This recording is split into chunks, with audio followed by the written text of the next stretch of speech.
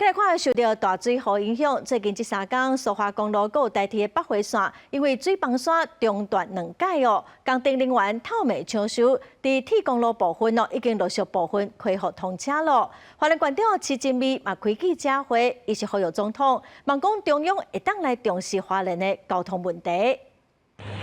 工程人员24点钟轮班伫台九线164公里的所在，甲回到本坑北平前运大会头桥，20暗9点开放通行了后，代替北回线中条灾害路段也伫明日早起恢复通车。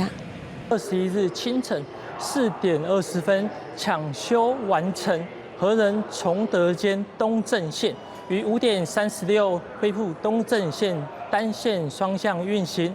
首班车于5点43于崇德站发车。民众虽然感谢辛苦的工程人员，也关注拄到雨道长的花莲对外交通。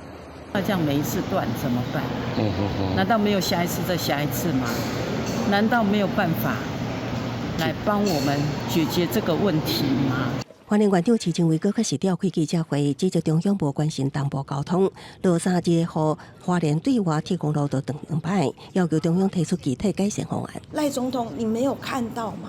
难道真的要发生有交通事故，总统您才会到花莲，您才会来关心吗？公路的改善方案、铁路的改善方案，到现在到底提出了什么？观光产业也提出来，积极交通部控诉控制铁路过户事件了后所承诺的铁路预警系统，到即马安怎也无建立，落雨道长的交通造成游客心理会惊，唔敢来花莲，到底是啥人唔对？6月中旬以前，至少先退掉了30%左右。很多旅客因为对这个公路跟铁路没有安全性，路局说要做边坡预警系统。4年过了，我们看到了什么？